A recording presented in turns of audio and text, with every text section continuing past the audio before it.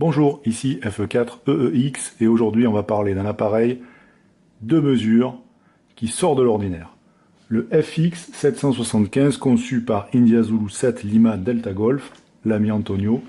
C'est un appareil de mesure que l'on retrouve dans toutes les stations radioamateurs standards, c'est-à-dire un appareil qui va vous permettre de mesurer votre puissance, votre taux d'onde stationnaire et qui va le faire de façon tout à fait pertinente et vous allez voir avec des caractéristiques qui le distinguent de ses concurrents directs tels que Alpha Telecom avec le LP700 ou le WaveNode qui sont des systèmes comme celui-ci avec dispositif d'affichage ici à la station avec une taille généreuse et des coupleurs ou des sondes que vous allez rajouter pour pouvoir assurer toutes les mesures.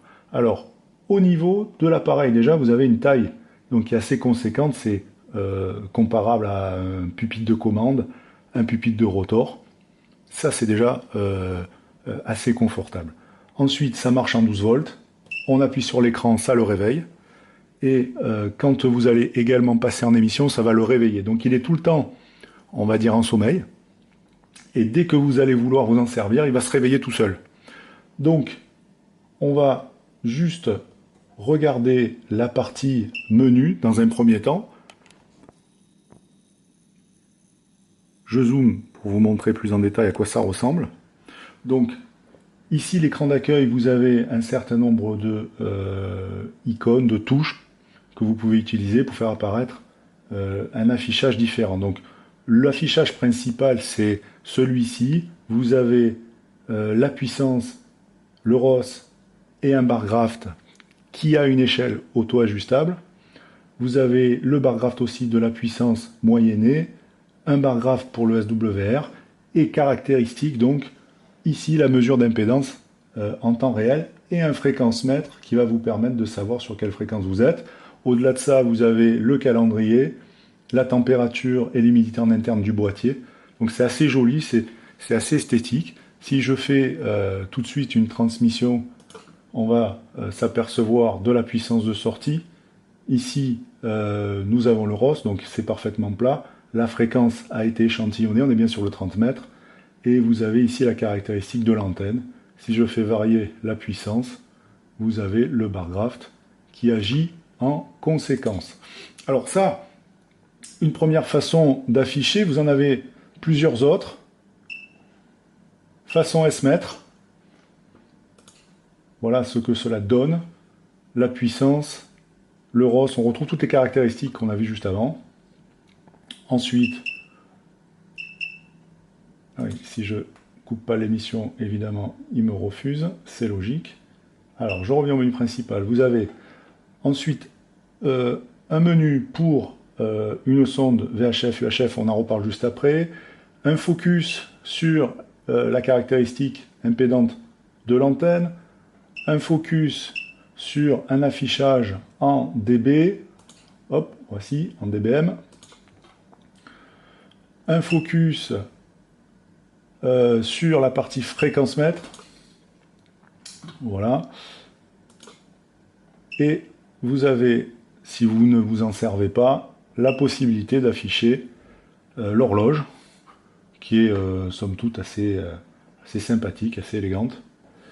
Et il faut savoir que dans ce mode, l'interruption de l'affichage ne fonctionne plus. Donc vous avez cet affichage-là en permanence, si vous restez dans ce menu. Sinon, au bout de quelques minutes, l'écran se remet en sommeil. Il n'y a pas de bouton marche-arrêt physique. Ça, c'est bien pensé, je trouve. Alors, qu'est-ce qu'on peut faire avec ça? L'auteur, le constructeur, il n'a pas fait comme les deux autres constructeurs dont je vous avais parlé précédemment, c'est-à-dire Alpha Telecom ou WaveNode, un appareil et autant de sondes que vous avez d'antennes, sachant que les deux précédents, vous avez jusqu'à 4 entrées possibles. Ici, c'est pas de cette manière-là que ça a été abordé. Le concepteur s'est dit la chose suivante. Il s'est dit, je vais mettre en place des appareils en accessoires qui vont me permettre de pallier n'importe quelle situation. Alors la première des situations, je dirais standard, traditionnelle, c'est vous avez un émetteur HF, le boîtier, on met la sonde FX3, qui est la sonde qui va faire la mesure sur la bande HF et 6 mètres. Et ce coupleur, il est connecté au FX75 par deux petits cordons coaxiaux avec des fiches SMA. Et c'est par l'intermédiaire de ces deux cordons que les informations de la sonde vont être envoyées au FX775. Et en sortie de FX3, donc qui est la sonde qui mesure jusqu'à 3 kW, vous allez sortir sur votre antenne. Ça, c'est la configuration classique. Cette configuration, jusqu'ici, il n'y a rien d'exceptionnel. En revanche, on peut se retrouver dans la situation suivante. Vous avez toujours un émetteur HF avec une antenne HF, donc FX3. Et vous avez également un émetteur VHF. Et à ce moment-là, deuxième sonde, une sonde qui va assurer la mesure sur la partie VHF-UHF, FXVU.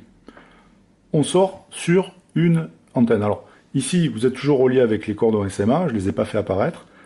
En revanche, la sonde qui va permettre de faire la mesure sur la VHF, elle, va être connectée au FX75 par un cordon tout à fait standard de type cordon réseau, en catégorie 6, donc blindé.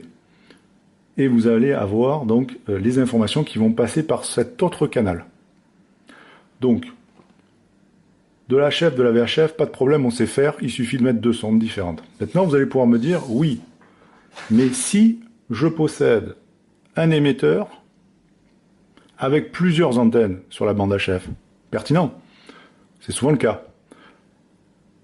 Donc Antonio, le concepteur, il s'est dit la chose suivante. Plutôt que de faire plusieurs sondes FX3, je vais faire un commutateur qui va être piloté par le FX75. Et là, je trouve que c'est astucieux, c'est malin ce qu'il a fait. De cette façon, vous conservez toujours votre sonde. Vous allez chaîner derrière le FX7 qui est un commutateur d'antenne jusqu'à 1 kW pour 4 sorties. Et si vous avez toujours l'émetteur VHF, pas de problème, ces deux accessoires vont communiquer par un chaînage toujours avec un cordon FTP catégorie 6. Donc on va sortir du FX75, on va rentrer dans le FX7, vous avez une entrée et une sortie, et vous allez attaquer votre deuxième coupleur. Maintenant vous me dites, oui mais j'ai un émetteur VHF également, mais j'ai plusieurs antennes à la station. Comment je peux faire? Pas de problème. On peut chaîner un deuxième FX7. C'est possible. À ce moment-là, vous allez avoir jusqu'à 4 sorties possibles sur votre émetteur HF et jusqu'à 4 sorties pour le VHF. Tout ça, toujours chaîné avec nos cordons FTP catégorie 6. Astucieux. Dernière possibilité, vous avez deux émetteurs HF. Pas de problème. Le FX7, il est réversible. Vous pouvez mettre jusqu'à 4 TX différents, donc le 1, le 2, là j'ai représenté que deux émetteurs. On rentre dans un FX7, la sortie va attaquer le coupleur, et le coupleur va attaquer les différentes antennes, ou une seule antenne, si vous n'avez qu'une seule antenne. Pas de problème, ça c'est possible. Et c'est chaîné avec nos câbles réseau, et ça peut se piloter depuis le boîtier. Alors on va regarder tout de suite comment c'est fichu. Ici, je possède la sonde VHF, la sonde VHF et UHF, et la sonde HF, et un commutateur. Donc, si je veux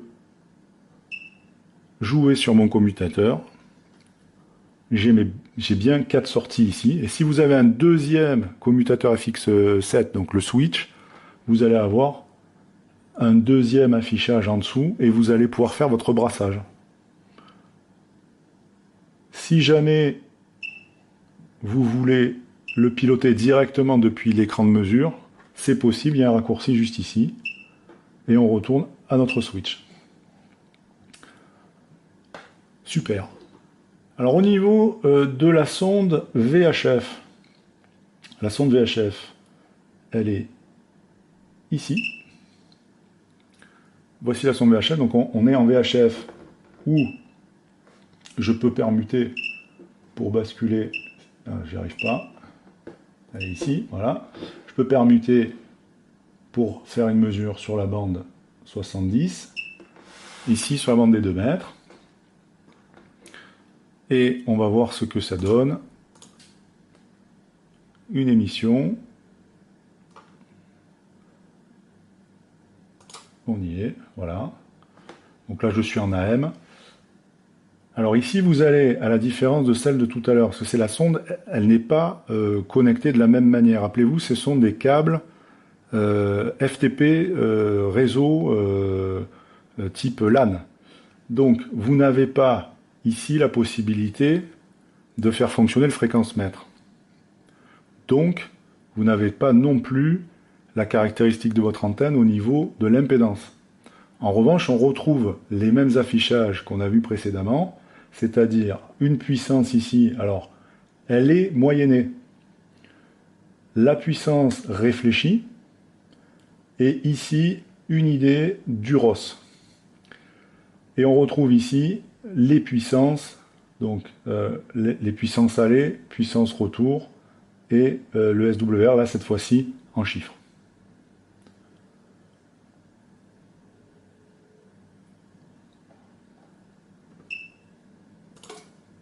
Je vais repasser en wattmètre, je vais l'éteindre, je repasse sur la bande HF, où nous étions sur le 30 mètres, nous y resterons. Donc là, vous observerez qu'il est éteint, je passe en émission, il se rallume automatiquement.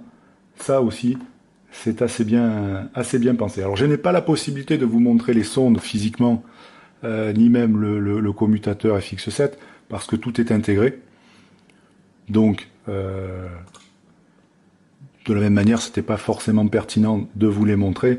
L'objectif, c'était de vous faire une rétrospective assez exhaustive et succincte, néanmoins, de tout ce que cet nouvel appareil est possible de vous proposer. Et je trouve que il a été assez bien conçu, il répond à toutes les exigences d'une station radio-amateur moderne. Et dans quelques temps, c'est encore en cours de développement, mais vous allez avoir la possibilité, puisque cet appareil-là est équipé d'un port mini USB, de le connecter à votre ordinateur. D'abord, et ça fonctionne, pour mettre à jour le firmware, donc le micro-logiciel, va évoluer en cours d'année avec de nouvelles fonctionnalités. J'ai fait des suggestions à Antonio, c'est encore en cours de développement. Et surtout, vous allez avoir la possibilité de faire apparaître de façon digitale l'écran sur votre ordinateur.